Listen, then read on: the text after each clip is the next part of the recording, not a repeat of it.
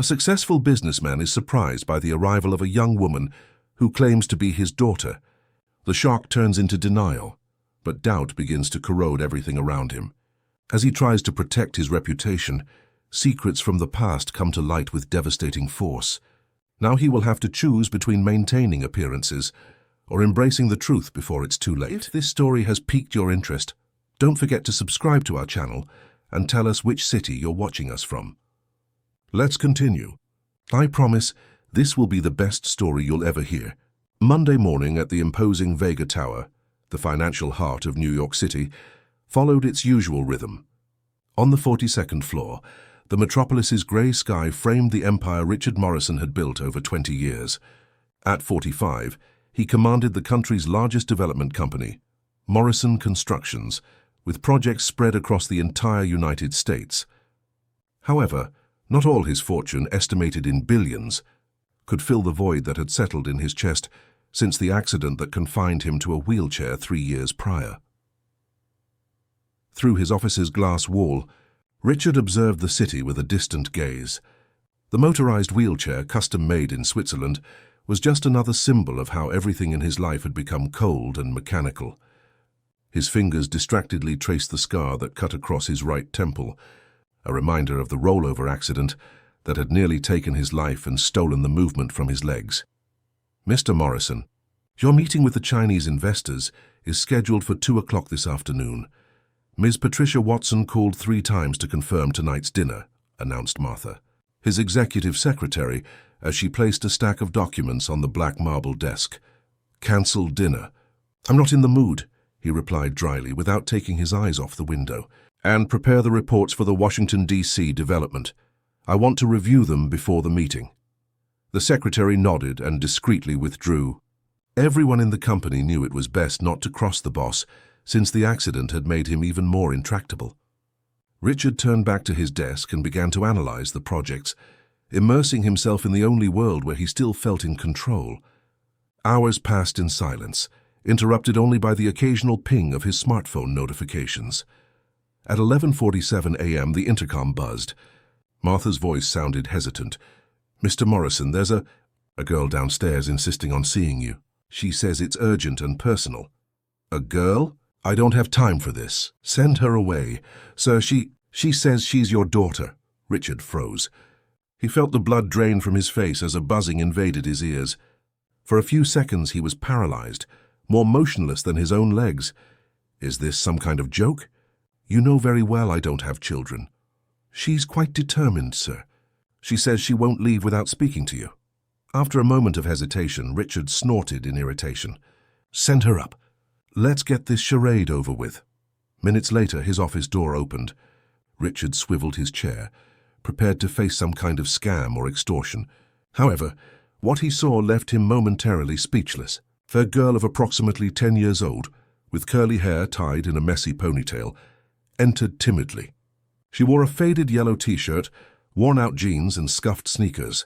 Her small hands tightly clutched the strap of a worn backpack.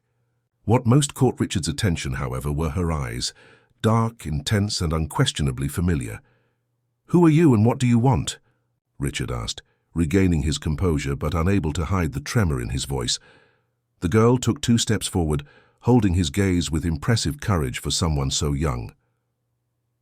"My name is Sophia Carter, and you are my father." Richard let out a dry, incredulous laugh. "Look, I don't know who sent you here or what you're trying to do, but I'm too busy for games. Nobody sent me. I came because my mother needs help. She's in the hospital." Something in the girl's voice, a mix of desperation and determination, made Richard hesitate. "And who would your mother be?" "Louisa Carter. You met in Charleston, South Carolina 11 years ago." The name struck Richard like lightning. Long-buried images flooded his mind. A seaside inn, laughter under the moonlight, whispered promises carried away by the wind. Louisa was an architect. She had worked on one of his first projects. The romance lasted only 1 summer before his ambitions led him back to New York City, leaving behind what he considered merely a fleeting affair. That's absurd. If it were true, why did she never look for me before? Sophia crossed her arms in a gesture that mixed vulnerability and strength. She tried, many times. but you never responded. And then she stopped trying. Richard studied the girl's face, searching for features that could disprove that absurd story. But the more he looked, the more he recognized familiar traits. The shape of her eyes, the stubborn chin, even the way she furrowed her brow when speaking, exactly as his late mother used to do. What does your mother want now? Money! Sophia's eyes flashed with indignation. She doesn't want your money. She's sick, very sick. The doctor said her kidneys are failing. She needs a transplant. Her voice faltered slightly. I came because I thought you could help. Not for the money, but because you might be a match. Richard felt the weight of those words. A mix of anger, guilt, and confusion overwhelmed him. How did you find me? My mother kept newspaper clippings about you. And I saw your picture in a magazine talking about the accident. Sophia hesitated before adding, she never spoke ill of you, you know. She always said you were a good man who just followed a different path. Those words hit Richard hard. Through the window, the sun began to break through the clouds, casting beams of light over the impersonal office. He felt exposed, as if that child could see beyond his carefully constructed defenses. Look, kid. Sophia, she corrected. Sophia, he repeated, embarrassed. Even if I believed this story, which I don't know how I could help. As you can see, I'm not in ideal condition. The girl looked directly at the wheelchair, then back at his eyes with disconcerting intensity. My mother said you were strong, that nothing stopped you when you truly wanted something. She took another step forward. I believe you can walk again if you have a true reason. Richard felt something strange in his chest, a mixture of anger and an emotion he couldn't name. You don't know what you're talking about. The doctors were clear. The spinal cord injury is permanent. Doctors don't know everything, Sophia replied with a conviction only children possess. My mother always says that we can work miracles. A heavy silence settled in the office. Outside, the city continued its frenetic pace, oblivious to the drama unfolding in that room. Richard observed the girl in front of him, determined, courageous, possibly his daughter, and something inside him began to crack. The intercom buzzed again, breaking the moment. Mr. Morrison, Ms. Patricia Watson has just arrived. Should I ask her to wait? Richard hesitated, looking at Sophia. No. Tell her I'm in an important meeting and cannot be interrupted. Turning back to the girl, he took a deep breath. Which hospital is your mother in? Sophia's eyes lit up with cautious hope. At City General Hospital. Nephrology department. Richard turned his chair, returning to his desk, and picked up his cell phone. After a few seconds of hesitation, he made a call. Cancel all my appointments for the rest of the day, and ask the driver to prepare the adapted car. He hung up and turned to Sophia. I'm not promising anything, understood? I just want to verify this story. The smile that lit up the girl's face was like a ray of sunshine amidst the storm forming in Richard's heart. As he headed for the door, with Sophia silently following him, he couldn't help but wonder if that determined child was about to tear down the walls he had built around his soul for so long. The drive to the hospital was marked by an uncomfortable silence. Richard watched Sophia in the rearview mirror, while the girl kept her gaze fixed on the urban landscape, rapidly passing by the window of the luxurious adapted SUV. Thomas, his driver for over a decade, cast curious glances at the small passenger through the rearview mirror, but was too discreet to ask questions. How long has your mother been hospitalized? Richard finally broke the silence. 2 weeks, Sophia replied, turning to face him. But she's been sick for much longer. The doctors say her kidneys are functioning less and less. Richard nodded, trying to process the information. Part of him still believed it could all be an elaborate hoax.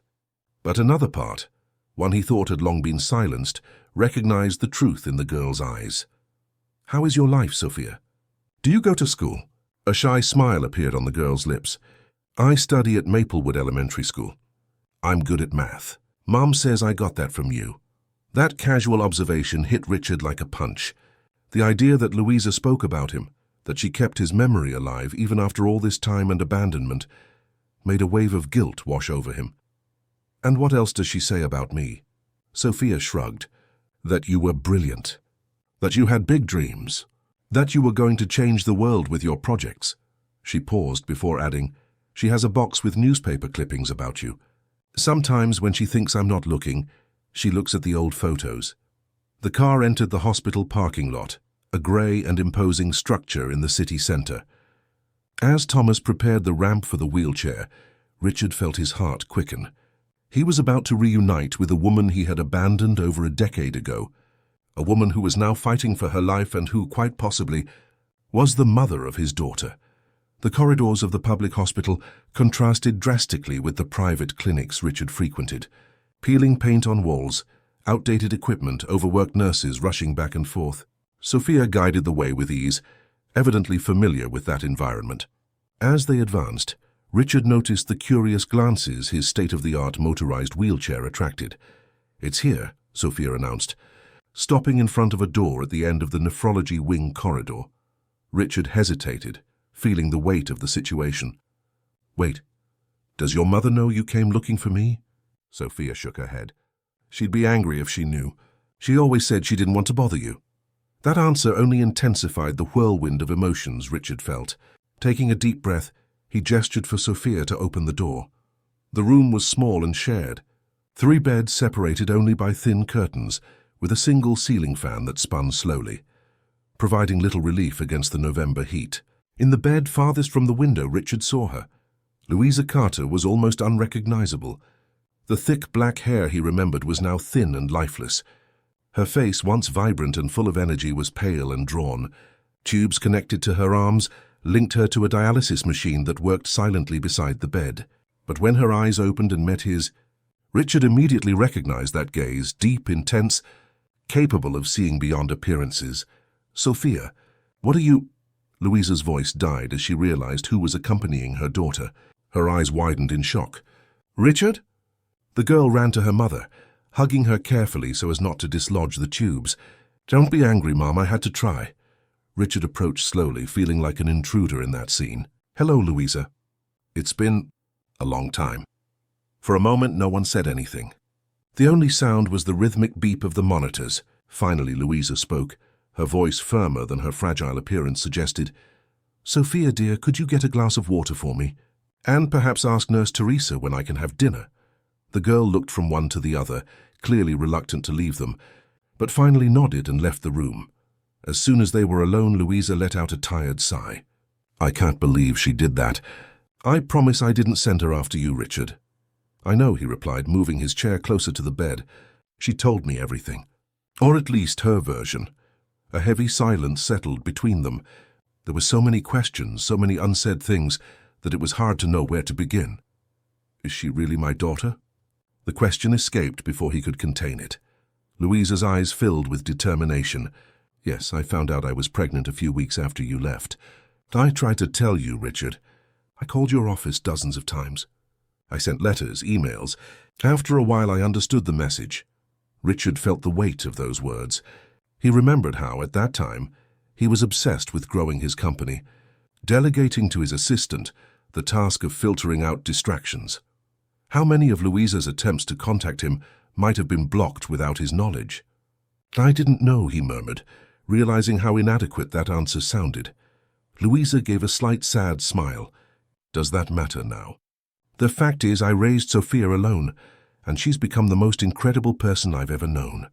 Richard observed Louisa's features, searching for the vibrant woman he had known years ago. Despite her illness, she still maintained that quiet dignity that had always impressed him. "What do the doctors say about your condition?" Louisa looked away towards the window, where the afternoon sun was beginning to set. "Chronic kidney failure, end stage. Dialysis is keeping me alive, but it's not a permanent solution. I need a transplant, but the waiting list is long." She paused. "I don't want Sophia to grow up without a mother, Richard. It's my only fear." Those words hit Richard deeply. He himself had grown up without a mother after the age of 12, and that absence had shaped his entire life, his boundless ambition, his difficulty in maintaining relationships, his fear of abandonment masked by a facade of coldness. "How much time do you have?" Louisa looked at him frankly. "Without a transplant? 6 months, maybe less. The doctors are trying to keep me stable so I have a chance when a compatible donor comes along." At that moment, Sophia returned to the room, bringing not only water but also a nurse who came to check the equipment. The conversation was interrupted while the professional adjusted tubes and made notes on a clipboard. When the nurse left, Sophia sat on the edge of the bed, looking hopefully from Richard to her mother. "Did you talk?" Richard and Louisa exchanged a meaningful look. "Yes, dear," Louisa replied, stroking her daughter's hair. "Your father and I still have a lot to talk about." Hearing Louisa refer to him as Sophia's father made something stir within Richard. It was a reality he could no longer deny. Studying Sophia's features more closely, he now clearly saw how much the girl resembled his own mother. The same expressive eyes, the same determined smile. It was as if a piece of his past, of his family, had survived through her. "Louisa," Richard began, his voice firm, "I want to help. I'm transferring you to Mount Sinai Hospital today.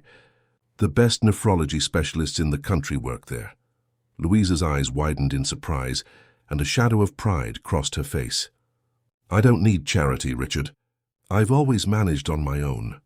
"It's not charity," he replied, holding her gaze. "It's responsibility, something I should have taken on a long time ago." He paused before continuing. "And I want to do compatibility tests, so if I can be a donor, there's no reason to wait in line." Sophia, who was listening intently, let out an exclamation of surprise and hope. Louisa, however, seemed torn between gratitude and suspicion. "Why would you do this? You haven't seen us in over 10 years. You haven't been a part of her life." "Precisely because of that," Richard interrupted. "I can't change the past, but I can make a difference now. If Sophia is my daughter, and looking at her I no longer have any doubt, then I want to get to know her.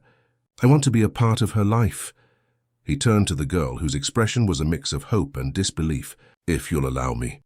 The room fell silent again, but this time it was a different silence, charged not with recriminations or regrets, but with possibilities. Through the window, the New York City sky began to be tinged with the orange hues of sunset, casting an almost magical light on the three of them. "And what about your condition?" Louisa asked, gesturing towards the wheelchair. "The accident. I saw it in the papers. The doctors said you wouldn't walk again."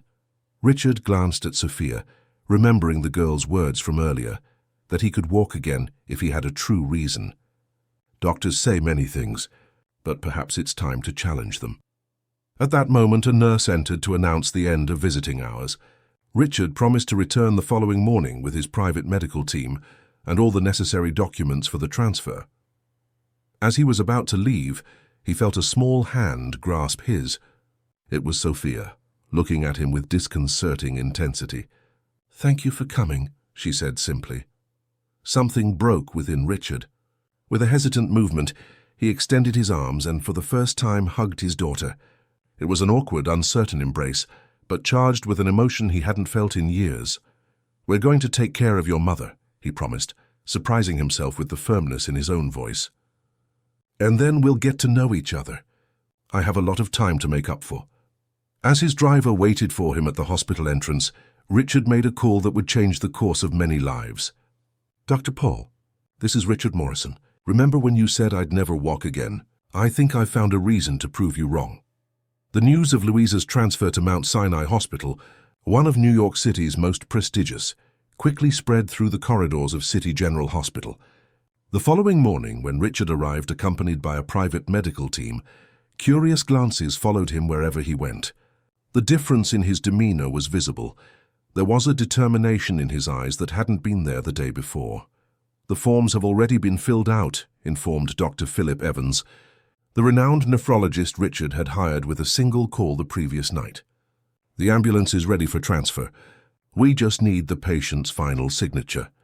When they entered the room, they found Louisa sitting on the bed, with Sophia helping her pack her few belongings into a cloth bag. Seeing the entourage accompanying Richard, Louisa raised an eyebrow.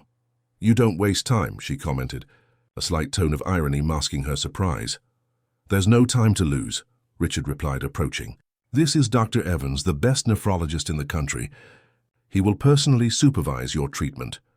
While the doctor talked to Louisa about the transfer details and the new treatment protocol, Richard watched Sophia methodically organizing her mother's belongings. There was a maturity in her that children her age rarely displayed, undoubtedly the result of growing up dealing with her mother's illness and taking on responsibilities prematurely. "Where do you live?" he asked when he had a moment alone with his daughter. "In Astoria, Queens." We have a small apartment near the subway station. Sophia paused, biting her lip. Mom is an architect, you know. She used to work for a big firm, but after she got sick, it's been difficult. Richard nodded, feeling the weight of that information. While he amassed fortunes, Louisa fought not only against illness but also to support the daughter he didn't even know existed. The transfer went smoothly. In the ambulance, while paramedics monitored Louisa's vital signs, Richard and Sophia followed closely, behind, in the adapted SUV. A comfortable silence settled between them, occasionally broken by the girl's observations about the passing buildings and monuments. "What's going to happen to us now?" Sophia suddenly asked, her small voice contrasting with the grandeur of the question. Richard realized he didn't have a simple answer. In less than 24 hours, his life had been completely transformed by the arrival of this child. The implications of it were still unfolding in his mind. "We'll take care of your mother first," he finally replied. "After that, well, you, your mother, and I have a lot to talk about." At Mount Sinai Hospital, Louisa was settled into a luxurious private room with a view of Central Park. The difference between this environment and the ward at City General Hospital was shocking, from the sophisticated decor to the cutting-edge medical equipment. "This is excessive," Louisa commented, visibly uncomfortable with so much luxury. "It's the least I can do," Richard replied, as the doctors organized the new tests. "Sophia, while your mother undergoes the procedures, how about we have lunch at the hospital restaurant?" The girl looked at Louisa, seeking approval. After a brief moment of hesitation, Louisa nodded. "Go get to know your father, dear.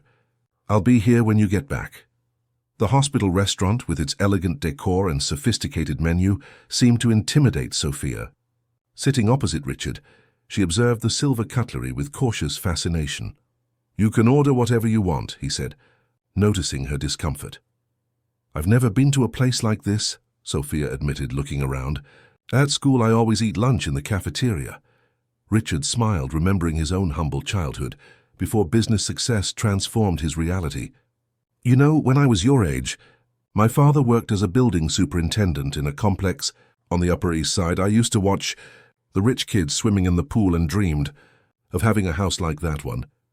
Sophia's eyes lit up with interest. "And how did you get rich?" "Hard work. I studied civil engineering on a scholarship, saved every penny to open my construction company. At first it was just small renovations. Then I landed my first big contract and never looked back." "Mum says you've always been determined," Sophia commented, hesitantly tasting the orange juice the waiter had just served. "She has an old newspaper photo of you, from when you won an architecture award." Richard felt a pang of emotion imagining Louisa keeping clippings about his career, even after being abandoned by him. "And you, Sophia? What do you like to do? What are your dreams?" The girl's face lit up. "I want to be a doctor. Since Mom got sick, I've spent a lot of time in hospitals. I want to help people like her." That answer struck Richard deeply. While he had dedicated his life to building concrete empires, that 10-year-old child already understood what truly mattered: caring for others, making a difference in people's lives.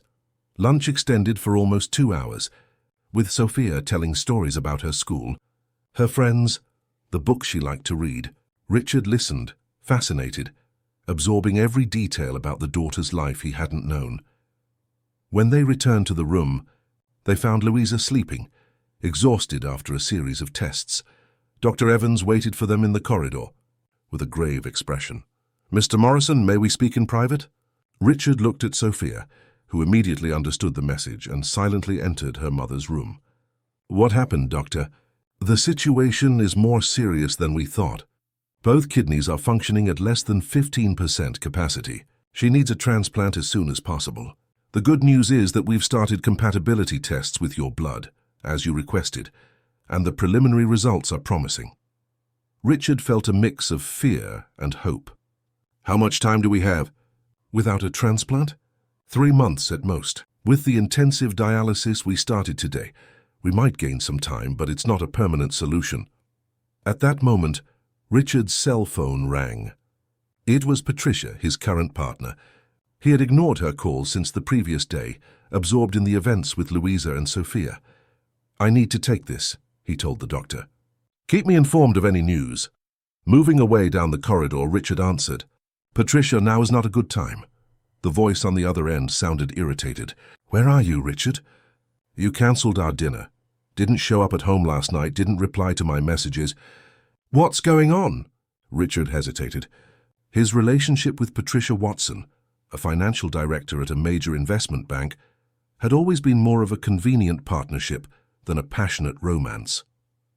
They had met at a charity event a year after his accident, when he was still struggling to accept his new condition. Patricia, ambitious and pragmatic, never showed discomfort with his wheelchair. On the contrary, she seemed to see beyond it, focusing on his fortune and influence. "I'm at the hospital," he finally replied. "Unexpected family complications have arisen." "Family? What family, Richard? You don't have family." The coldness of that remark hit him like never before. It was true. Since the death of his parents, Richard had isolated himself in his corporate empire, shying away from any deep emotional ties. Until now. "Things have changed, Patricia. I need to sort some things out. We'll talk later." He hung up before she could protest. Upon returning to Louisa's room, he found Sophia sitting beside the bed, reading a book softly to her sleeping mother. The scene was so intimate, so full of love, that Richard felt a lump in his throat. "What book is that?" he asked, approaching silently in his chair. Sophia showed him the worn cover, The Little Prince. "It's her favorite. I always read it when she's not feeling well." Louisa slowly opened her eyes, smiling to see them both together. "You two seem to be getting along well." Richard nodded, moving closer to the bed. "Sophia told me about her dreams of becoming a doctor. She's incredible, Louisa. You've done an extraordinary job." A glimmer of pride lit up Louisa's tired face. "She's my greatest achievement." Her eyes met Richard's. "What did the doctors say?"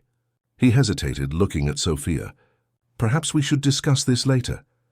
"You don't need to protect me," the girl interjected. "I've always known everything about Mom's illness. There's no point in hiding it." Richard exchanged a look with Louisa, who nodded slightly. "The tests confirm that you need an urgent transplant. I've started the test to see if I can be a compatible donor." Louisa's eyes widened. "Richard, you can't just donate an organ like that. It's a serious procedure with risks, a long recovery, and your best chance," he completed, his voice firm. "Besides, it's the least I can do after being absent from your lives for so long." Sophia watched the conversation with attentive eyes, her gaze alternating between the two adults as if watching a tennis match. "If Daddy's a match, will you get better, Mom?" The term Daddy made Richard freeze momentarily. It was the first time Sophia had called him that, and the impact was greater than he could have imagined. "Yes, dear," Louisa replied, squeezing her daughter's hand. "But it's a very serious decision. Your father has his own condition to deal with, and donating a kidney isn't like donating blood." "Speaking of my condition," Richard said, straightening up in his chair, "I've decided to resume physical therapy. In fact, I've already made some calls. Dr. Gabriel Stone, the physical therapist I abandoned after the first year without results, agreed to see me tomorrow." Louisa studied him intently. "What changed, Richard? Just yesterday you seemed resigned to your situation." Richard looked at Sophia, who was watching him with eyes that so reminded him of his own mother's. "Let's just say I found a reason." That night, when Sophia fell asleep in an armchair beside her mother's bed, Richard and Louisa finally had a chance to talk alone. He told her about the years after leaving her, his dizzying business success, the accident that almost took his life, the pessimistic diagnoses, the depression that followed. "You have a good heart." "Richard," Louisa said after listening attentively, "I always knew that. That's why I never told Sophia the truth, even when things got difficult. I didn't want her to grow up resentful. You are an extraordinary person, Louisa, and you raised an equally extraordinary daughter." Richard paused, looking at the sleeping girl. "I want to be a part of her life, if you'll allow me." Louisa smiled wearily. "I think that decision is hers now, too. And from what I saw today, she has already chosen to let you in." The next day, while Louisa underwent more tests, Richard took Sophia to see the physical therapy clinic, where he would resume his treatment.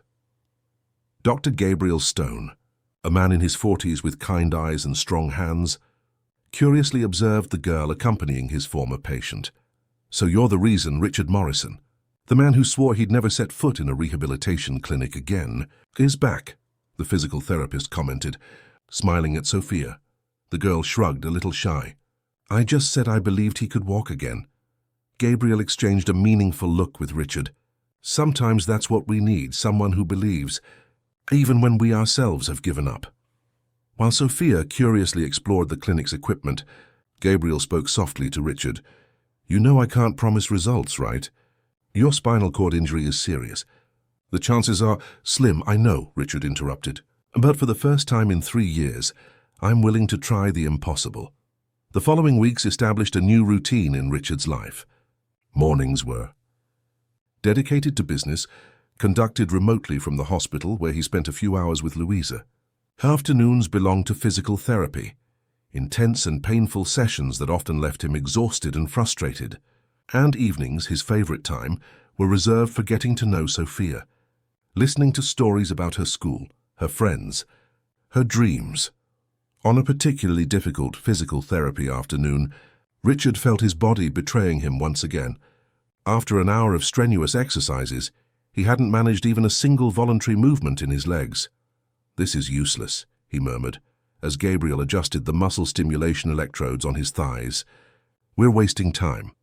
3 weeks is nothing, the physical therapist replied calmly. You went 3 years without proper treatment.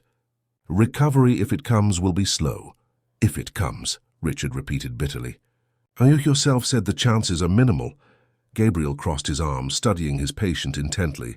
When I first met you after the accident, you were a determined man who didn't accept limits. What happened to that person?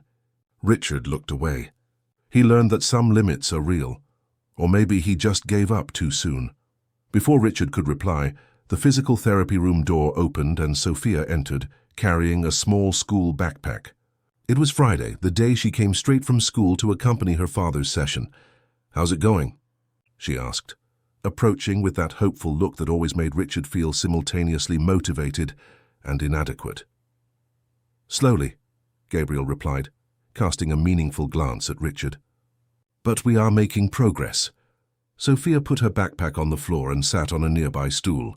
She took out a notebook and began to draw, occasionally looking up to observe the exercises. Her silent yet attentive presence gave Richard a strength he didn't know he needed.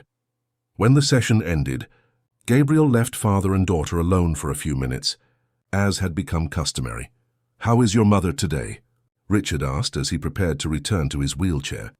Dr. Evans said the new medications are working better, Sophia replied, putting away her notebook. But she still gets very tired. She hesitated for a moment before adding, Last night she cried when she thought I was asleep. Richard felt a tightening in his chest. The compatibility test results were not yet complete, and the anxiety of waiting affected everyone. We'll sort this out, Sophia. I promise. The girl nodded, but her gaze betrayed a wisdom beyond her years. You can't promise things you don't control, Daddy. That observation, so simple and direct, struck Richard deeply. It was true. Throughout his life he had grown accustomed to controlling everything, bending reality to his will through power and money. But some battles couldn't be won that way. When they arrived at the hospital, they found an unexpected visitor in Louisa's room. Patricia Watson, elegantly dressed in a black pantsuit, was conversing with apparent cordiality with Louisa. Seeing Richard enter with Sophia, her practiced smile gained a touch of falseness. Richard, darling, finally, she exclaimed, approaching to kiss him. Her eyes, however, didn't leave Sophia's figure, studying her with a calculating curiosity. This must be the famous Sophia. Your mother was telling me all about this. A surprising situation. The condescending tone did not escape Richard's notice. Patricia, I didn't know you were coming today. Obviously, her smile didn't reach her eyes. Since you've practically disappeared in recent weeks, I decided to come and meet the reason. Louisa and I had a very enlightening conversation. Louisa from the bed cast an apologetic glance at Richard. She was visibly uncomfortable with the situation. Sophia, dear, she said, could you fetch that book we left at the reception? I think Nurse Martha put it aside for us. The girl looked suspiciously at Patricia but obeyed, leaving the 3 adults alone. As soon as the door closed, Patricia's expression transformed. A paternity test, Richard. Is that what you intend to do? Her voice was controlled but sharp. Do you really believe this story? I don't need a test to know she's my daughter, he replied, remaining calm. But yes, we will do one to legally formalize paternity. And what about the transplant? Do you really intend to donate a kidney to a woman you barely know? Richard glanced at Louisa, who watched the scene with silent dignity. She's my daughter's mother. And yes, if I'm a match, I'll make the donation. Patricia laughed humorlessly. You've always been impulsive, Richard, but this is ridiculous. You've barely known this child for a month, and you're already willing to undergo risky surgery. And what happens next? Are you going to bring them to live with us? The silence that followed was revealing. Patricia blanched. That's it, isn't it? You've already decided without even consulting me.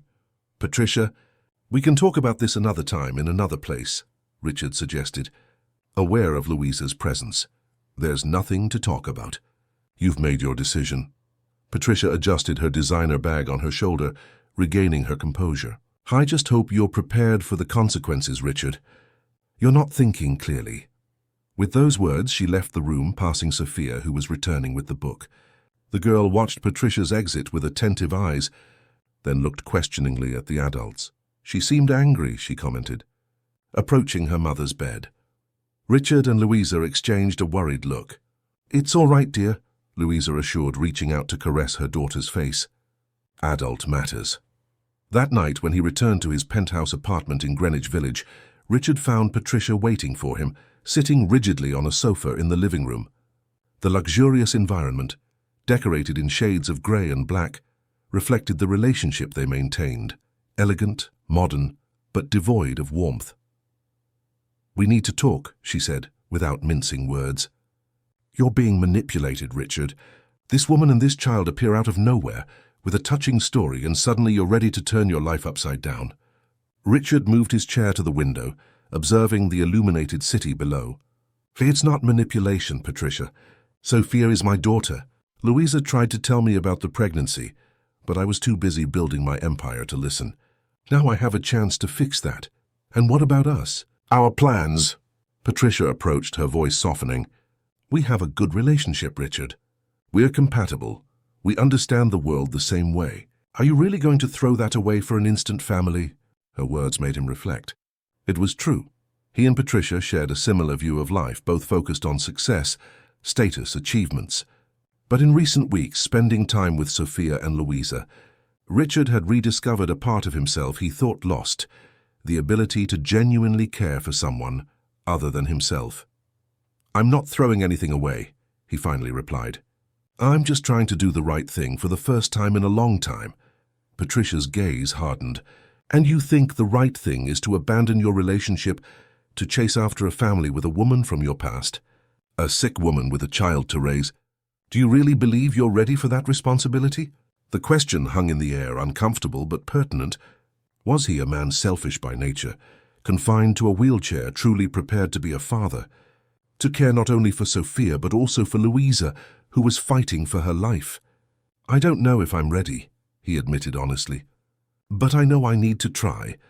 Patricia studied him for a long moment before picking up her bag. You'll regret this, Richard, when you realize you can't be the hero of this story. When the reality of raising a child becomes too heavy, remember this conversation. She walked to the door, stopping only to add, and don't think I'll simply wait for you to come crawling back. The cruel comment about crawling did not go unnoticed, but Richard let it pass.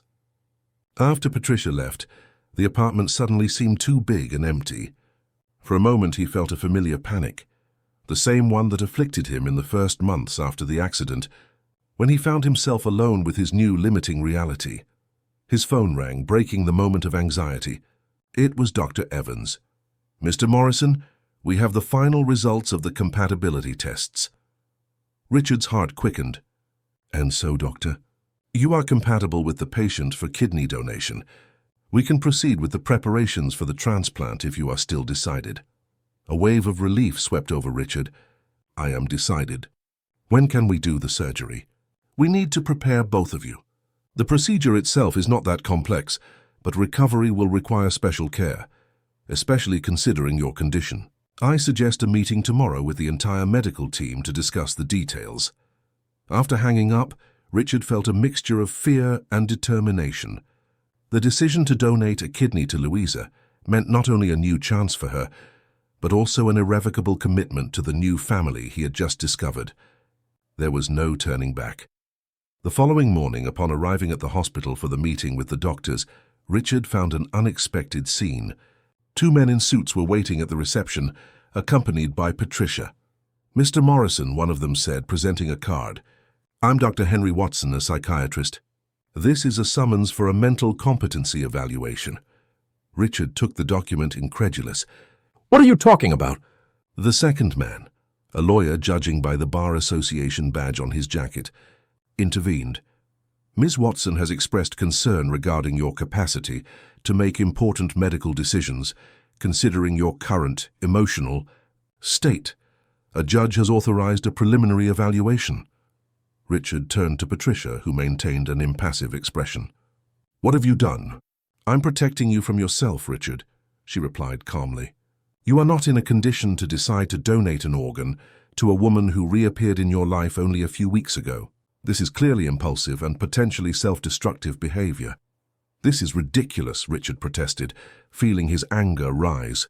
"I am perfectly capable of making my own decisions, including the decision to resume physical therapy that all specialists considered useless, to promise a child you'll walk again when all medical evidence indicates otherwise." Patricia shook her head. "You are creating unrealistic expectations and putting yourself at risk. As your partner, I have a duty to intervene." The lawyer discreetly cleared his throat. "Mr. Morrison, please understand that this is only an evaluation. If you are deemed fully capable, the process will be closed. But in the meantime, the judge has issued a temporary order suspending any non-emergency medical procedures, including organ donation." Richard felt as if the floor disappeared beneath his chair. Patricia wasn't just trying to distance him from Louisa and Sophia, she was actively sabotaging the chance to save Louisa's life. "Why are you doing this?" he asked, his voice low with contained fury. Patricia's eyes revealed for an instant the true motivation behind her actions. "Because you are mine, Richard. We built something together, and I won't let an improvised family destroy that." Approaching, she whispered, "Besides, do you really think you'll be a good father? A man confined to a wheelchair with your temperament, your impatience, you'll only disappoint them sooner or later." The words hit Richard where it hurt the most. His own doubts about his ability to be the father Sophia deserved, the partner Louisa needed. For a moment he almost believed the venom Patricia was distilling, but then he remembered Sophia's gaze when she saw him striving in physical therapy, the silent gratitude in Louisa's eyes when he promised to help, the sense of purpose he had found in recent weeks, something that neither his fortune nor his corporate empire had ever provided him. "You may have initiated this legal process, Patricia," he finally said, his voice regaining its firmness, "but I assure you I will finish it. And when it's over, you'll understand exactly what you've lost." That same day, news of the legal process spread rapidly. Newspapers and gossip sites published sensational headlines about the construction mogul disputed between two women and the battle for the paraplegic businessman's fortune. To make matters worse, someone leaked information about Sophia, and reporters began to gather at the hospital entrance, waiting for a photo of the billionaire's secret daughter. When Richard entered Louisa's room that afternoon, he found her watching a news report about the case on television, with silent tears streaming down her face. "I'm so sorry for this," he said, approaching. "I never wanted to expose you like this." Louisa wiped away her tears. "It's not your fault. I knew there would be complications when Sophia decided to look for you." She hesitated before continuing. Perhaps we should reconsider. I can stay on the transplant list. Eventually a compatible donor will appear." "No," Richard was categorical. "I'm not giving up on you, on Sophia, on our family, just because Patricia decided to make things difficult. I've already hired the best lawyers in the country. We will fight and we will win." Louisa studied him intently. "Why, Richard? Why are you willing to face all this for us? You barely know us." The question caught Richard by surprise. For a moment, he himself didn't know how to answer. Then the words came naturally. "Because for the first time in my life, I'm doing something that truly matters. Not for status, not for money, not for power, but because it's the right thing to do. The hearing date was set urgently, 1 week after the initial summons. During these days, Richard divided his time between legal preparations, hospital visits, and his physical therapy sessions, which became even more intense under Gabriel's rigorous supervision.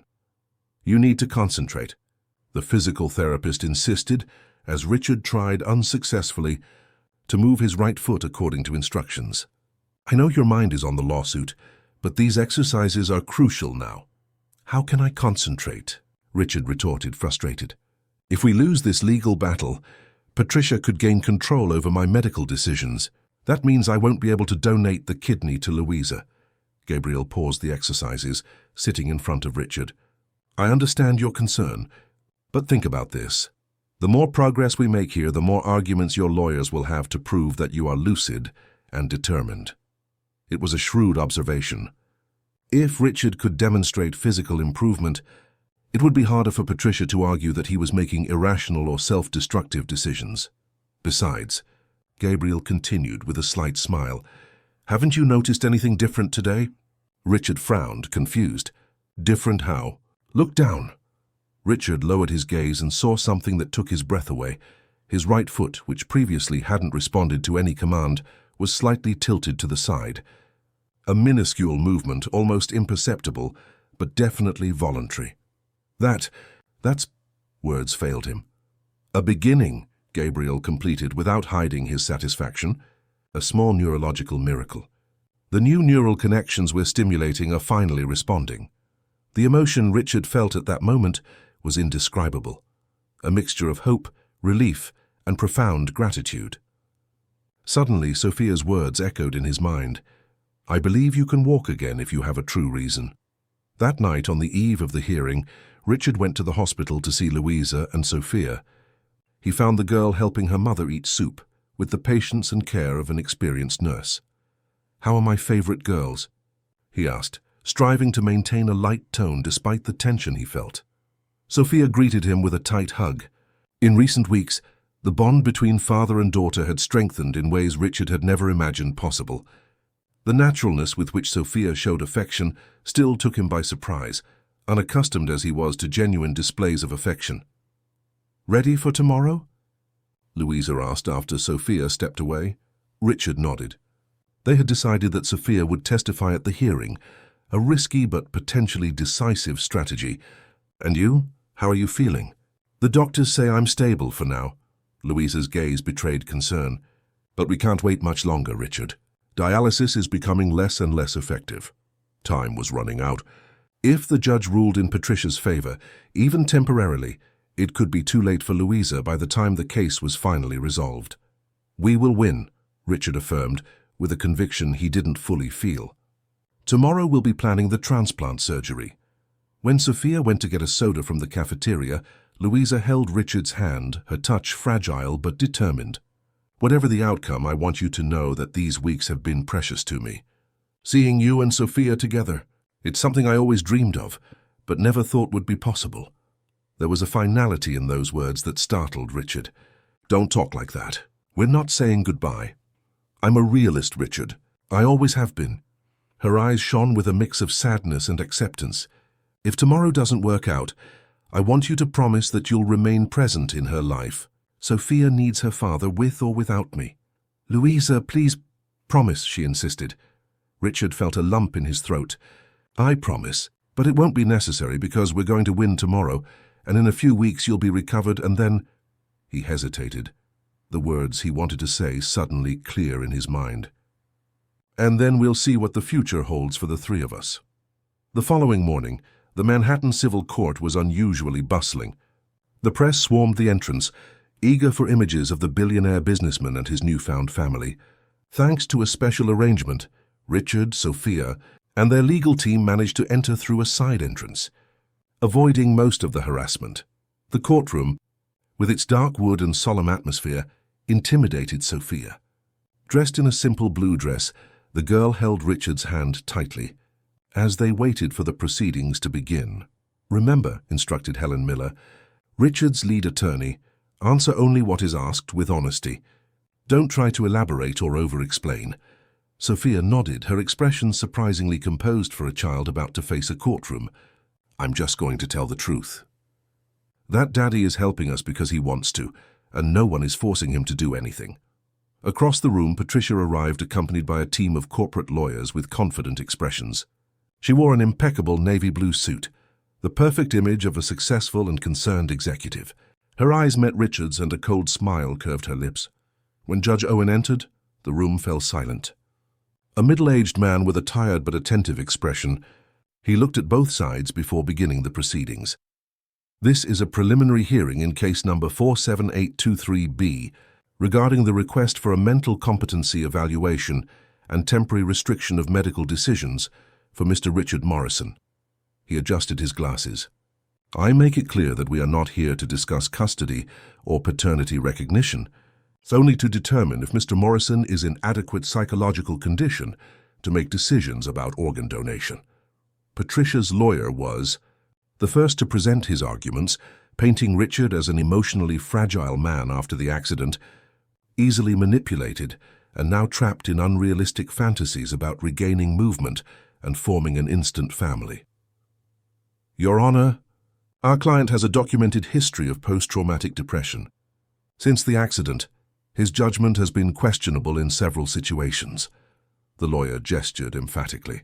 Now suddenly, he decides to donate a vital organ to a woman he hasn't seen in over a decade, based solely on the unproven claim that he has a daughter with her. Helen Miller listened patiently, taking notes. When it was her turn, she stood up with calculated calm. Your Honor, Mr. Richard Morrison does not dispute paternity. In fact, we have already conducted DNA tests that confirm Sophia Carter is his biological daughter. She handed the documents to the bailiff. As for the claim that my client is emotionally fragile, we present reports from his current psychiatrist, attesting to his full mental capacity. The judge examined the documents, his expression impassive. The main issue here is not just mental health, but whether the decision to donate a kidney represents a disproportionate risk to Mr. Morrison, considering his current physical condition. That was the cue for Patricia's team to call their main expert, a renowned neurosurgeon who had treated Richard shortly after the accident. In my professional opinion, the doctor declared, a surgical procedure of this magnitude represents significant risks for a patient with Mr. Morrison's neurological condition. Recovery will be more complex and potentially compromising to his current treatment. Helen counterattacked, presenting reports from other specialists who assessed the risks as manageable. The battle of experts continued for almost 2 hours, with complex medical terminologies filling the room. Finally, the moment everyone had been waiting for arrived. I would like to call Sophia Carter to the stand, Helen announced. A murmur ran through the room as Sophia walked forward, her small figure radiating a dignity that surprised even Richard. After the oath, adapted for her age, she sat down, looking directly at the judge. Sophia, do you understand why we are here today? Helen asked gently. Yes, the girl replied clearly. Because Miss Patricia thinks my father shouldn't help my mother. Some muffled laughter was quickly silenced by the judge. Helen continued. How did you meet your father? I went to his office. Nobody sent me. I decided on my own. Mom didn't even know. Sophia spoke with disarming simplicity. He didn't believe me at first, but then he came to see Mom at the hospital. And why did you decide to look for him right now? Sophia looked briefly at Richard before answering. Because Mom is very sick. The doctor said she needs a new kidney. I always knew who my father was. Mom never hid it. She had pictures of him, newspaper clippings, so I thought maybe he could help. And what do you think of his decision to donate a kidney to your mother? The girl reflected for a moment. I think he's being brave. Mom always said he had a good heart even without being present. Patricia's lawyer stood up for cross-examination. Sophia, did your father promise you would walk again? That you would be a normal family?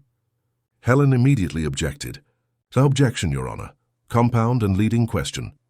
Rephrase, ordered the judge. The lawyer adjusted his strategy. Sophia, did your father make promises to you about regaining movement in his legs? Sophia stared at the man without hesitation. No, I was the one who told him I believed he could walk again. He never promised anything like that. He only promised he would do everything possible to help Mom, and that he wanted to get to know me better. And you wouldn't be disappointed if he remained in a wheelchair forever? The question caught everyone by surprise with its implicit cruelty. Sophia frowned, looking genuinely confused. Why would I be? I don't need a perfect father. I just need a father who loves me. Her eyes met Richard's, overflowing with a wisdom that seemed impossible for her 10 years. And he has already proven that he loves me, even without being able to walk. An emotional silence filled the room. Patricia's lawyer, realizing he had lost ground, tried one last approach. Sophia, do you understand that your father might suffer serious complications from this surgery? That he himself is risking his health? Objection, Helen interjected. The witness does not have medical knowledge to answer that. Before the judge could decide, Sophia replied, I understand that helping another person always has risks. Mom taught me that. But she also taught me that doing the right thing is important, even when it's difficult. When Sophia returned to her seat beside Richard, he squeezed her hand, unable to express in words the pride he felt. It was then Richard's turn to testify. With the help of his assistant, he positioned himself in front of the court. Mr. Morrison, the judge began directly, I understand your motivation to help your daughter's mother, but I must consider your own well-being. What makes you believe you are in a condition to undergo such a significant surgical procedure? Richard took a deep breath, feeling the weight of that moment. Your Honor, when I suffered the accident 3 years ago, the doctors told me I would never walk again. I accepted that verdict, and I admit I surrendered to a state of bitter conformity. He paused, looking at Patricia. Ms. Watson was by my side during that period, and I am grateful for that. But living that way, embittered, resigned, just waiting for time to pass, is not truly living. And that changed, the judge asked. Completely, Your Honor. When Sophia appeared in my office 6 weeks ago, something awakened in me. Not just the responsibility for a daughter I never knew I had, but a true purpose. He smiled at Sophia. I resumed physical therapy, not because I believe in miracles, but because I want to give my best to this new family. And the results have been surprising, even to the most skeptical doctors. Patricia's lawyer intervened. This sounds like a fantasy of redemption. Mr. Morrison, do you really expect us to believe that in a few weeks your neurological condition miraculously improved? It's not a miracle, Richard replied calmly. It's science, persistence, and yes, the right motivation. He paused significantly. In fact, I can demonstrate. A murmur ran through the room as Richard prepared for something even his lawyer didn't know he would attempt. Leaning on the arms of his chair, he pushed to stand up. For a terrible moment, nothing happened. Then, with a visible tremor of effort, his body slowly began to rise. The room collectively held its breath. Sophia pressed her hands against her chest. Patricia visibly paled. With a final heroic effort, Richard stood up. Leaning heavily on the back of the chair, but undeniably supporting his own weight on legs everyone had deemed useless. It was only a few seconds before he needed to sit down again, exhausted by the effort, but the impact was electrifying. The judge, visibly impressed, removed his glasses to wipe a fogged lens. Well, that is certainly unexpected, he commented, regaining his composure. Mr. Morrison, your progress is remarkable, but it still doesn't answer the main question. Why risk your health with an organ donation? Because it's the right thing to do, Your Honor, Richard replied simply. Not just for Sophia, who deserves to grow up with her mother, but for Louisa, who, despite everything I did, or failed to do, never spoke ill of me to our daughter. And because, for the first time in my life, I realized that my fortune, my companies, my empire, none of it matters if it's not used to make a real difference in the world. The court went into recess while the judge considered his decision. During the agonizing wait, Richard received messages from his doctors at the hospital. Louisa's condition was deteriorating faster than expected. She needed the transplant within 2 weeks at most. When everyone was called back into the room, Judge Owen seemed to have aged 10 years during the recess. His demeanor was grave as he began to speak. This is one of the most extraordinary cases I have ever witnessed in this court, he declared. On one side, we have solid medical arguments about the risks of the procedure. On the other, we have a man demonstrating not only mental clarity, but a physical determination that defies medical prognoses. He paused, looking directly at Richard. What I see before me is not an unstable or manipulated man, but someone who has found a purpose that motivates him to overcome limits. To deny him the right to help his daughter's mother would not only be a legal injustice, but an affront to human dignity itself. A muffled sob escaped Sophia, who squeezed Richard's hand tightly. Patricia remained impassive, but the rigidity in her posture betrayed her frustration. Therefore, I determined that Richard Morrison is in full mental capacity to make his own medical decisions, including organ donation. The temporary restriction is revoked, and the request for forced psychiatric evaluation denied. The room erupted in whispers and movement. Helen squeezed Richard's arm, smiling. We won. You can do the transplant. As the judge withdrew, Patricia abruptly stood up and walked towards Richard, her face a mask of contained fury. This isn't over, she hissed. You'll regret choosing them over me. Richard sustained her gaze without wavering. No, Patricia. What's over is the control you thought you had over me. Over my life, my choices, my future. Without another word, she turned on her heel and left the room, followed by her disconcerted lawyers. Sophia, who was observing the scene, approached cautiously. She seemed very angry, she commented. Richard smiled at his daughter, feeling a peace he hadn't experienced in years. Some people don't know how to lose, Sophia. But don't worry about that. We have more important things to do now. As they left the courthouse, a team of reporters waited at the exit. Cameras clicked frantically as Richard, with Sophia by his side, faced the media for the first time as a father. Mr. Morrison, what do you plan to do now? Richard looked at his daughter, then at the New York City sky, exceptionally blue that afternoon. Now? I'm going to save my daughter's mother's life. And then, we're going to be a family. As the day of the surgery approached, a climate of anxiety and hope hung over the newly formed small family. Richard had converted an entire hospital suite into an improvised office, from where he continued to manage his business while closely monitoring the preparations for the transplant. Louisa, though weaker each day, kept her spirits high, especially during the hours Sophia was present. On the eve of the procedure, Richard decided to make a surprise. With Gabriel's help, who had intensively supervised his physical therapy in recent weeks, he managed to take a few steps supported by special crutches.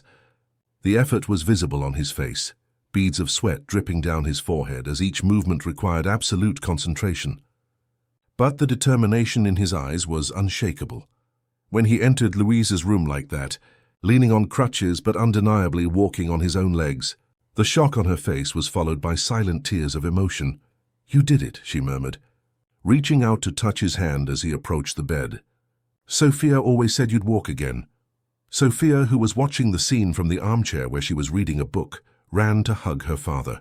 I knew it! I knew you could do it, Daddy. Richard returned the hug, feeling that still new and wonderful sensation of being called Daddy, a word he months ago would never have imagined hearing. It's still just the beginning, he explained, carefully sitting beside Louisa. Doctors say full recovery could take years if it happens, but every small progress is a victory. Louisa observed him with a mixture of admiration and something deeper, something that had been quietly growing between them during those intense weeks. You're different, Richard. It's not just the walking. There's something in your gaze. He smiled, perfectly understanding what she meant. I found a purpose. You gave me that. That night, while Sophia slept in an improvised bed in the hospital room, Richard and Louisa talked for hours, reminiscing about the past, the summer in Charleston where they met, the dreams they shared, the divergent paths they had followed. If I could go back, Richard confessed, I would have chosen to stay with you. We can't change the past, Louisa replied wisely. Perhaps we needed those years apart. You had an empire to build. I had a daughter to raise. And now? The question hung between them, laden with possibilities. Louisa smiled, lightly squeezing his hand. Now we'll overcome this challenge too, one day at a time. The following morning, the medical team arrived early for the final preparations. Dr. Evans explained the procedure again to both of them. The donation surgery is relatively simple, but recovery will require special care, especially for you, Richard. Considering your neurological condition, we will be monitoring both of you constantly. Sophia, who had insisted on being present before they were taken to the operating room, first hugged her mother, then her father, with surprising strength for her small body. I'll be waiting for you, she promised, with a maturity that moved everyone present. And when you come back, we're going to be a real family. As he was prepared for surgery, Richard felt a surprising peace. All the fear and anxiety he expected to feel had been replaced by a quiet certainty that he was doing exactly what he should be doing. For the first time in his adult life, there were no doubts tormenting his mind, just clarity. The hours that followed were a blur of surgical lights, muffled medical voices behind masks, the characteristic smell of antiseptics. When he finally awoke from anesthesia, the first person he saw was Gabriel, his physical therapist, who had apparently insisted on being present to monitor his recovery from the very first moments. "How did it go?" Richard asked, his voice hoarse and dry. "An absolute success," Gabriel replied, helping him take a sip of water. "Your kidney was in perfect condition, and Louisa's surgery also went without complications.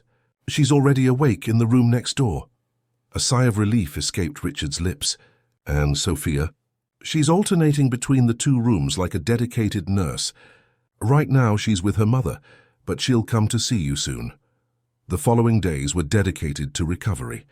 As expected, the process was more challenging for Richard than it would be for a patient without his neurological complications. Post-operative pain complicated the physical therapy exercises, and for almost 2 weeks, he had to abandon his crutches and return to his wheelchair. But each day, small victories were celebrated. The donated kidney worked perfectly in Louisa's body, who gradually regained her color and energy. Sophia, dividing her time between school and the hospital, brought contagious joy with each visit, telling stories from class, sharing drawings, creating an environment of normalcy amidst extraordinary circumstances. 3 weeks after the surgery, Richard was in his hospital room working on his laptop when he received an unexpected visit. Mark Vincent, his operations director and trusted person in the company, entered with a grave expression. "We need to talk, Richard." "It's about Morrison Constructions." Richard closed his laptop, intrigued by the seriousness in his colleague's tone. "What happened? Are the quarterly numbers below expectations?" Mark shook his head. "Much worse. There was a fire at the Horizon Tower construction site. 3 floors completely destroyed." "My God, were there any injuries?" "A cleaning employee was trapped on the 12th floor.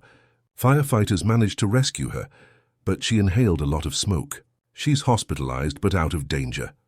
Richard processed the information, concerned but relieved that there hadn't been more serious consequences. "Do we know the cause yet?" Mark visibly hesitated before answering. "The preliminary investigation indicates sabotage, Richard. Security cameras recorded an unauthorized person on site shortly before the fire started. And we have reason to believe that—" He paused, clearly uncomfortable. "That what, Mark? Just say it. That Patricia Watson is involved." A security guard recognized her in the footage. The news hit Richard like a punch. Patricia had threatened revenge after losing in court, but he never imagined she would go that far, putting lives at risk and trying to destroy what he had built. "I want to see those images and call our lawyers. If she really did this, she's going to pay dearly." As Mark left to procure the requested material, Richard felt a cold anger growing within him. It was one thing to attack him personally, but to endanger the lives of innocent employees and try to destroy the work of hundreds of people was unforgivable. That same afternoon, while analyzing the security footage that confirmed Patricia's presence at the construction site hours before the fire, Richard received another unexpected visit, Patricia herself, who had somehow managed to bypass the hospital's security. "I came to see how the great hero is doing," she said sarcastically, standing at the room's doorway. She wore an elegant white outfit, as if wanting to symbolize an innocence she clearly did not possess. Richard stared at her coldly. "Get out of here, Patricia. I know what you did." She raised an eyebrow, showing no surprise. "And what exactly would I have done, Richard?" "The fire at the Horizon Tower. You were seen on security cameras. An employee almost lost her life because of your sick game of revenge." Patricia laughed, a sound devoid of joy. "Prove it." "The cameras show me visiting the site, which isn't a crime, considering we were partners until recently. As for the fire, accidents happen in construction." The calculating coldness of that woman, who had once been in his bed, now seemed completely alien to Richard. How had he not noticed that latent cruelty before? "Why, Patricia? What do you gain from this?" She approached, her eyes shining with a disturbing intensity. What do I gain? Satisfaction. You chose a terminally ill woman and a bastard child over me. You destroyed our plans, our future, for a fantasy of a perfect family. Her face contorted into a mask of disdain. And for what? To play hero? The great Richard Morrison donating a kidney, walking again by miracle, rebuilding a family that never existed. Get out of here, Richard repeated, his voice dangerously low. And don't come near me or my family again. The authorities are already investigating the fire, and when they prove your involvement... Patricia interrupted him with a laugh. You really don't understand, do you? This is just the beginning. I'm going to destroy everything you've built, Richard. Piece by piece. And when you have nothing left, when you realize you threw away a perfect life for a sentimental impulse, maybe I'll allow you to crawl back. At that moment, Sophia appeared at the door, freezing as she saw the scene. Her perceptive eyes immediately caught the tension in the air. Daddy? Is everything okay? Patricia turned to the girl, her gaze so full of contempt that Richard instinctively tried to stand up to protect his daughter. The little heroine has arrived. Did you know your father destroyed our lives because of you? That he threw away years of partnership for a child he barely knows? Enough, Patricia. Richard's voice thundered through the room. Sophia, dear, can you call security, please? The girl nodded and quickly left. Patricia turned back to Richard, her face now a mask of barely contained fury. This isn't over, Richard. Not until I decide it's over. As she left with firm steps, Richard realized that the danger posed by Patricia was far greater than he had imagined. She was not just a scorned ex-partner, but an adversary determined to destroy everything he loved. The following morning, as investigations into the fire progressed, Richard received an alarming call from the construction site. The employee hospitalized after the fire had suddenly worsened overnight. Her condition, initially stable, had complicated with acute pneumonia, and she was now fighting for her life in the ICU. I need to go there, Richard decided, to the surprise of his medical team, who still recommended absolute rest. That woman is in this situation because of me indirectly. I need to make sure she's receiving the best possible care. Defying all recommendations, Richard left the hospital supported by his crutches, accompanied by Gabriel, who refused to let him go alone. At the municipal hospital where the employee was admitted, the situation was critical. Mrs. Josephine, a 62-year-old woman who had worked for over a decade at Morrison Constructions, was unconscious, connected to various machines. Upon speaking with the doctors, Richard discovered she needed a specific type of antibiotic, scarce in the public system. Immediately, he mobilized his contacts, ensuring not only the necessary medication, but also Mrs. Josephine's transfer to the same private hospital where he and Louisa were being treated. While personally supervising the transfer, ignoring the pain in his own surgical incision, Richard did not realize he was being photographed. The next day, to his surprise, he was on the covers of New York City's main newspapers. Businessman donates kidney to ex and still saves employee from fire. The new Richard Morrison, from corporate tyrant to humanitarian hero. The media repercussion was instantaneous. While Richard was celebrated as an example of overcoming adversity and altruism, an investigative report began to connect the dots of the fire, revealing a complex scheme that went beyond simple revenge. Leaked documents indicated that Patricia had hired a professional to start the fire, with the aim not only of damaging the company's image, but also of receiving a hefty insurance payout. Using privileged information she possessed about the construction company's policies. A week later, as Richard and Louisa were finally discharged from the hospital, the news broke. Patricia Watson had been arrested, accused of arson, attempted murder and fraud. The evidence was irrefutable: text messages, bank transfers, testimonies from accomplices who, finding themselves cornered, preferred to cooperate with authorities. It's over, Louisa said, holding Richard's hand as they watched the news on the hospital room television. She can't hurt you anymore. Richard nodded, feeling not vengeance or satisfaction, but simply relief. The important thing is that we are all well and together. Sophia, who was organizing the few personal belongings they had accumulated during the long hospital stay, looked at her parents with her characteristic smile. Where do we go now? It was a simple question, but laden with meaning. In recent weeks, between surgeries and recoveries, The three had avoided discussing permanent living arrangements. Richard didn't want to pressure Louisa, aware that the dynamic between them was still developing. But now, with the hospital discharge, the question was inevitable. Well, Richard began hesitantly, "My apartment in Greenwich Village is spacious, with an elevator and all the necessary adaptations for my condition. But if you prefer to keep your apartment in Astoria, Queens, I can arrange adaptations there too, or find a new place that meets everyone's needs." Louisa and Sophia exchanged a knowing look, as if they had already discussed the matter between themselves. "Actually," Louisa said, "we were thinking of something completely different." "How so?" Sophia took over the explanation, animated. "Remember when I told you I love the sea, and how Mom always wanted to go back to Charleston, South Carolina, where you met? We were thinking, maybe we can start over there, away from New York City, from the bad memories, from all this craziness." The idea caught Richard by surprise. His entire adult life was in New York City, his businesses, his contacts, his carefully constructed routine. But looking at the hopeful faces of Louisa and Sophia, he realized that none of that mattered as much as they did. "Charleston," he repeated, letting the idea take shape in his mind. "A house by the sea, where Sophia can grow up free, where you can fully recover with fresh air." A smile began to form on his lips. "I can manage the businesses remotely, visit New York City when necessary. And I always wanted to have more time for design, not just management." Sophia's face lit up. "So you're in?" Richard looked at Louisa, seeking confirmation. She smiled, that smile that had captured his heart so many years ago on a distant beach. "Only if you truly want to, Richard. We don't want you to sacrifice your life for us." "Sacrifice?" He shook his head, marveling at the irony. "You gave me my life back, Louisa. Everything else is just a detail."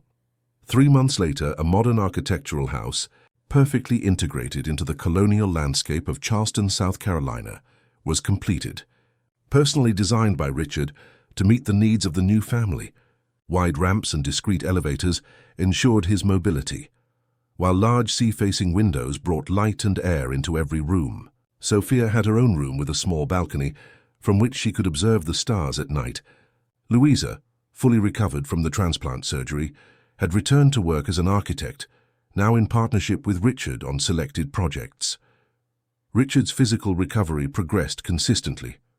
Although he still needed crutches for longer walks, he could move around without support inside the house, and physical therapy sessions, which continued 3 times a week, brought constant progress. On a sunny Saturday afternoon, while Sophia played on the beach with newfound friends from the local school, Richard and Louisa walked slowly along the shore, he supported by just a cane, another milestone in his recovery. "Have you ever thought," Louisa reflected, watching her daughter run freely on the sand, "that if Sophia hadn't had the courage to look for you that day, none of this would have happened? I probably wouldn't be here, you'd still be stuck in that chair." "And to a life that seemed successful, but was completely empty," Richard completed, stopping to watch the sunset beginning to tint the horizon. "Funny how life works, isn't it? Sometimes we need to lose something to truly find our way." Louisa intertwined her fingers with his. In recent months, their relationship had blossomed naturally, without pressure, built on a foundation of mutual respect and admiration that transcended past mistakes. "Do you think it's time we made it official?"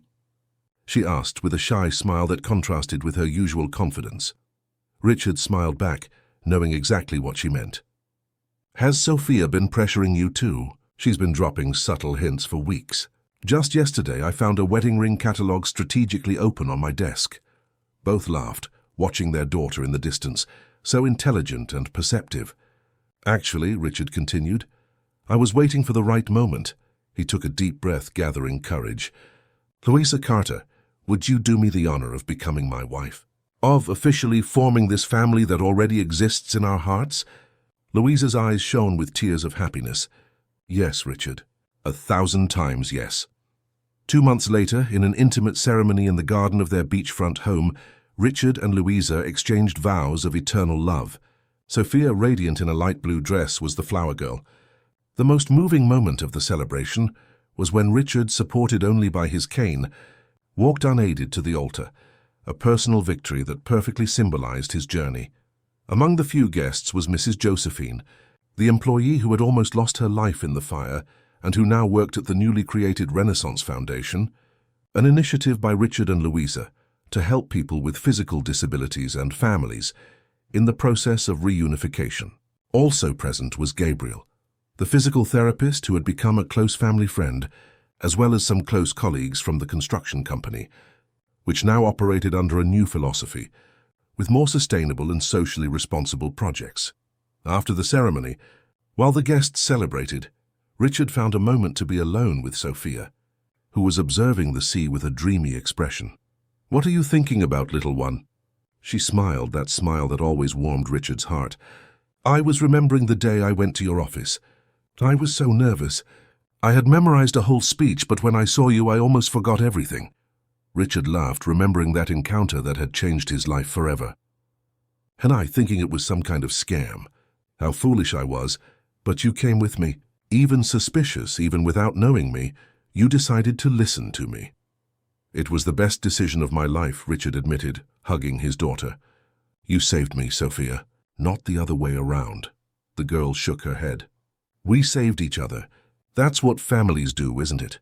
Richard looked at Louisa, who was chatting animatedly with the guests, her face radiant with health and happiness. Then to Sophia, with all her precocious wisdom and courage, and finally to his own legs, which he once deemed useless, now capable of supporting him again. "Yes, dear. That's exactly what families do." 5 years had passed since that providential reunion.